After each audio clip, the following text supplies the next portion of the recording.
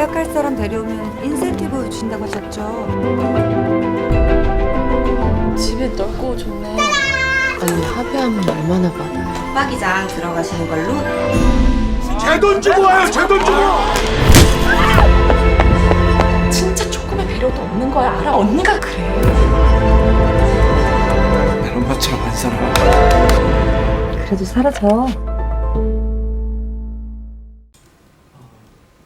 네, 저는 동욱을 연기하면서 동욱이라는 역할이 팀 팰리스에서 해줘야 되는 역할 중에 가장 큰 부분이 당연히 그 혜정이라는 인물에게 계속해서 자극을 줘야 되는 거라고 생각을 했는데, 사실 그 부분은 제가 어떤 걸 더 계산하거나 고민해서 추가를 해야 된다는 필요성을 느끼지 못했어요. 왜냐하면 이미 감독님께서 써주신 대본 속에서 그런 것들이 이미 짜여져 있었기 때문에 내가 어떻게 하면 더 혜정에게 자극을 줄 수 있을까라는 생각을 하진 않았던 것 같고, 감독님이 써주신 그 대본 속에서 왜 동욱이가 그런 행동을 하는지 그 이유들을 찾으려고 많이 노력을 했던 것 같은데요.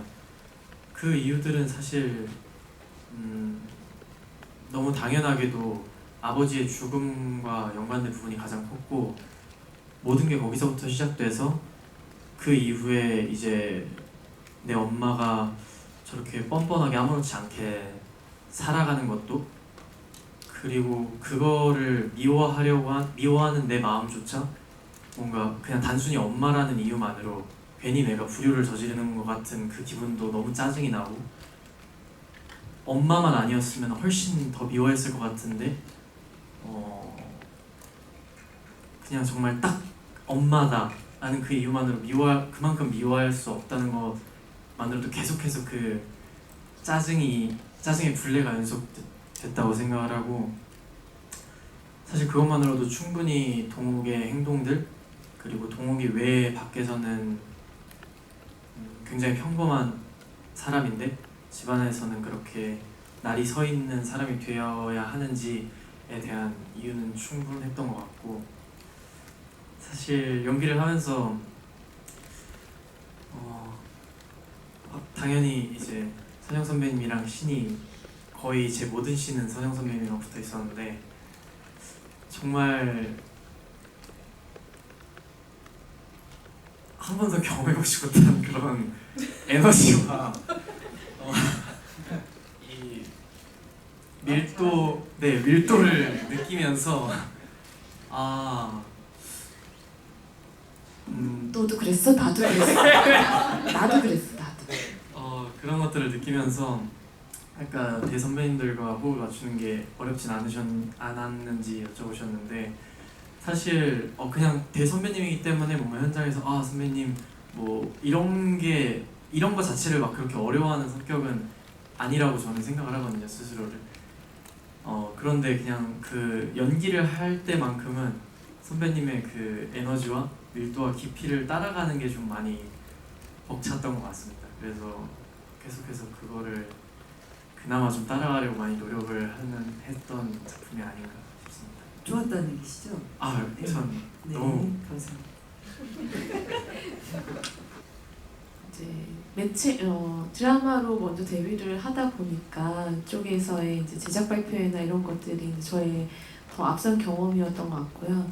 영화를 하게 되고 이렇게 어찌됐든 어떤 언론 시사를 갖는 것 자체는 실제로 처음이어서 되게 긴장이 많이 되는 것 같아요. 드라마 제작 발표회는 이제 사실은 이렇게 완전 풀 작품을 다 보고 하는 거는 아니다 보니까 우리 좀 더 전체적인 작품에 대해서 이야기를 나눌 수 있었다면은 물론 언론 시사도 이것도 작품을 다 보셨지만 그것보다도 뭔가 저를 다 네가 여기서 어떻게 했는지 다 알고 있어, 약간 이런 느낌으로 훨씬 더 긴장이 많이 되고 수인이의 모든 걸 다 보셨다고 생각을 하니까 당연히 설레면서도 어떻게 보셨을까 궁금증이 더 남는 것 같아요.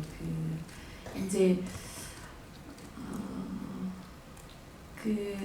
확실히 제가 이렇게 화장을 안 해주는 역할을 처음 하게 돼가지고 너무나 당연하다고 생각하면서도 그 이상한 쾌감 같은 게 있었던 것 같아요. 그래서 이게 원래 진짜 집에서의 나의 모습이고, 물론 수인을 벗어난 어떤 제 그 스크린을 가득 채운 그 민낯의 제 얼굴이 너무나 통쾌한 거예요. 사실 나 이렇게 생겼는데 물론 이제 메이크업을 하고도 만족을 할 때가 많이 있지만 이번에는 특히나 그 노메이크업으로서의 만족이 엄청 컸던 것 같고요. 심지어 그 노메이크업의 정도가 제발 선크림은 발라달라 라고 얘기할 정도로 수인에게는 당연한 그런 상황으로 몰입할 수 있게 해준 그런 설정들이었던 것 같아요. 그래서 비단 노메이크업으로만 표현될 만한 상황이 아니고, 사실은 뭐 눈치 전혀 저희 신랑은 못 채더라고요. 제가 입고 있는 저 옷이 제 죽은 남편의 티셔츠라고 설정하고 들어간 거고, 제가 신고 있는 양말이 줄무늬 핑크색 양말이었는데 못 보셨죠? 그게 제 딸 양말인데 그 영화 속에서 그러니까 그 모든 것들이 수인을 감싸고 있는 그것들을 하나하나 감독님하고 같이 만들어갈 수 있어서 너무나 보람있고 뿌듯하고 행복했습니다. 저랑 한 거 얘기도 좀 하시면. 언니랑 맞아요. 언니랑 언니의 저도 사실 진짜 긴장을 많이 했었는데 그 영화 저편에 있는 저희의 또 시간이 워낙 두텁게 또 가깝게 설정이 되어 있는지라 그걸 박차고 나오는, 그건 전혀 보여주지 않고 좀 완전히 입장이 갈려버린 상태에서만 지금 현재만 딱 나오다 보니 그것도 안고 있어야 되고 지금 현재 입장도 안고 있어야 된다는 게 좀 부담이 컸던 것 같아요. 그래서 언니가 이제 때로는 정말 윤지 에너지도 되게 좋고, 예를 들어서 같이 연기할 때 어쩜 그렇게 매번 커트에 이제 성실하게 임해줬다고 저를 막 이렇게 해주실 때는 제가 늘 그렇게 생각했던 것 같아요. 그냥 언니의 에너지를 그냥 듣고 있으면 됐다라고 생각을 했던 것 같아요. 저희가 영화 속에서 되게 어떤 가림막을 두고 얘기를 하는 경우들이 좀 있었어요. 뭐 방범창살도 그렇고 제가 구치소에 갔을 때도 그렇고, 사실 그냥 만났을 때도 우리 사이에 어떤 합의와 합의하지 않은 사람의 그런 어떤 그런 벽 같은 게 있었는데, 그런 것들을 완전히 그 강한 벽이면서도 굉장히 그 벽을 언니가 정말 딱 버티고 서 있어서 제가 어떻게 튕겨도 뭔가 괜찮을 것 같은, 인물 자체도 강하다고 느끼지만, 혜정이란 인물이 강하다고 느끼지만 사실은 그 뒤 너머에 있는 간신히 버티고 있는 그런 그 혜정의 에너지도 제가 느낄 수가 있어서 이 강함과 또 여림을 동시에 표현할 수 있는 그런 배우님이 아니셨나. 그래서 저는 할 때 그냥 그저 듣기만 하거나 그저 수인으로서만 제대로 있을 수 있으면 언니와의 그런 케미 같은 것이 잘 나올 수 있겠다라고 믿으면서 했던 것 같아요. 저는 일단 이 지금의 시대에 40대 아줌마 2명이 자식의 결혼사나 아니면 자식을 향한 사랑, 뭐 이게 주제가 아닌 두 여자의 서사가 있는 시나리오를 만나서 너무 반가웠고, 그렇게 사실은 작은 영화이긴 하지만 40대 이 아줌마들이 만나서 연기를 할 수 있는 시나리오가 그렇게 많지는 않지 않습니까? 그런 면에서 되게 뜻깊은 만남이었고, 윤지랑 하면서 하는 동안에는 윤지도 그렇고 저도 그렇고 우리가 찍는 동안에는 거의 대화 많이 안 했어요. 저도 현장에서 그렇게 말을 많이 하는 스타일이 아니어서, 그 윤지도 나중에 알고 봤더니 제가 어려워서 그랬다고 하더라고요. 근데 저는 뭐 몰랐고, 끝나고 난 다음에 우리의 만남이 저는 계속 떠올랐고 윤지 눈이 다른 스케줄 갈 때 떠올랐어요. 그냥 윤지의 눈빛. 그래서 제가 문자하고 그래서 윤지랑 끝나고 난 다음에 어떻게 보면 되게 끈끈한 그리움? 조금 그런 게 생겼어요. 그죠? 네. 되게 좀 개인적으로도 윤지랑 만난 게 좀 의미가 있고 앞으로도 이 만남이 좀 이어지지 않을까 이런 생각 그냥 문득 들어요. 아니면 말고요. 일단 저는 핵심적으로 이 영화가 가장 중요하게 다뤄야 한다는 테마가 있다면 그거는 빌런은 따로 있다라는 거였거든요. 진짜 우리 삶을 봐도 진짜 나쁜 놈들을 우리가 참 보기가 쉽지 않습니다. 그러니까 나쁜 놈들 대변하는 사람들을 좀 많이 만나게 되고 이 영화가 제가 하고자 했던 것들이 진짜 우리가 서로 정말 사이가 안 좋고 서로를 탓하고 싸우지만 혜정과 수인이 그렇게 되잖아요. 하지만 이게 서로의 잘못이 아니라는 걸 좀 얘기하고 싶었어요. 진짜 빌런들은 따로 있고 우리의 불행은 우리 잘못으로 생긴 것이 아니다.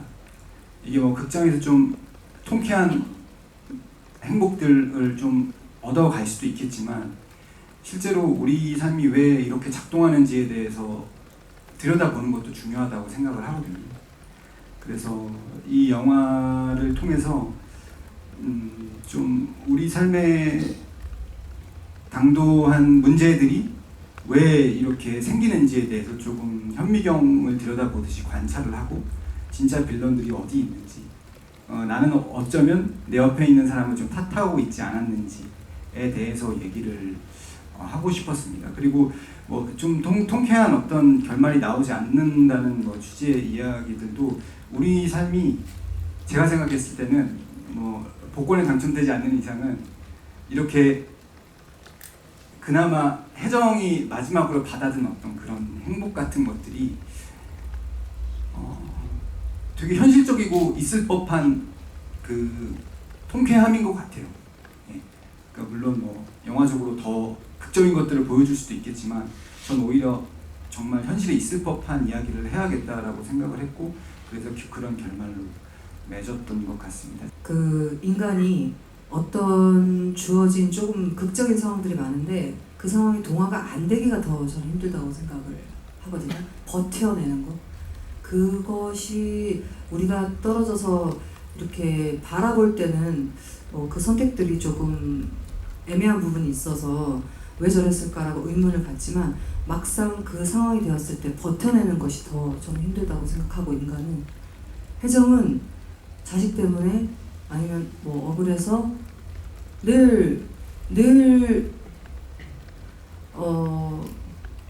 어쩔 수 없이 그게 시나리오에 저는 충분히 이해가 됐었고 그래서 전혀 이상하지가 않았는데 이게 영화가 혜정이 자꾸 뭔가 조금 이상해 보이면 이게 제가 연기를 조금 애매하게 한 걸 수도 있을 것 같은데 저는 어쨌든 어쩔 수 없이 다 그렇게 될만 했다고 생각해서 움직였던 것 같고요. 특별히 동화가 특별히 잘 되는 인물이라고 생각하고 접근은 안 했던 것 같은데 조금 더 얘기를 하고 싶은 건 편집이 많이 됐어요.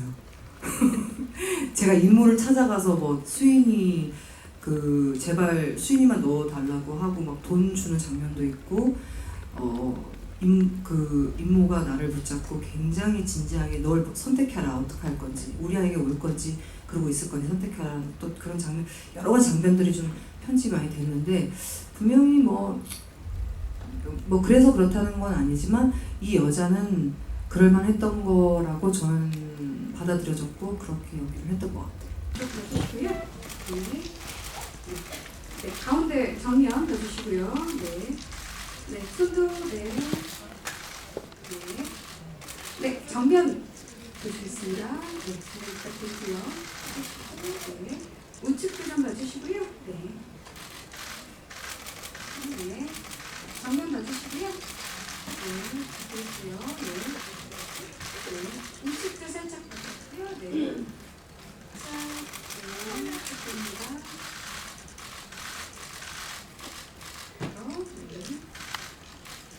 네, 정면 놓겠습니다. 네, 손인사 부탁드릴게요. 네, 하트. 네.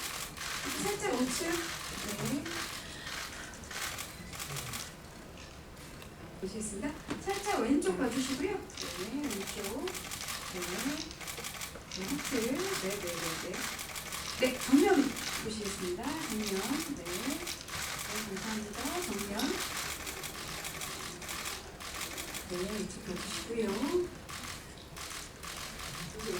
네, 네, 저쪽 봐주시고요. 네, 정면 보시겠습니다. 네. 네. 네, 그냥 행복한 얼굴. 우측 살짝 봐주시고요. 오른쪽. 네. 네, 좌측 봐주시고요. 네. 네, 정면 보시겠습니다. 네, 정면. 네, 정면. 오, 네. 네, 얼굴 가리지 않게 살짝 내려서, 네. 그리고 살짝 오른쪽. 네. 됐습니다. 네. 좌측 봐주시고요. 네. 네, 정면 보시겠습니다. 네. 우측 좀 봐주시고요. 네. 네, 가운데 보시면서 마지막으로 어떻게 화이팅 살짝. 네, 화이팅. 네, 손 살짝 내려서 화이팅. 네, 화이팅 많이 원하시니까요. 네. 네, 감사합니다. 이것으로 네, 마치도록 하겠습니다.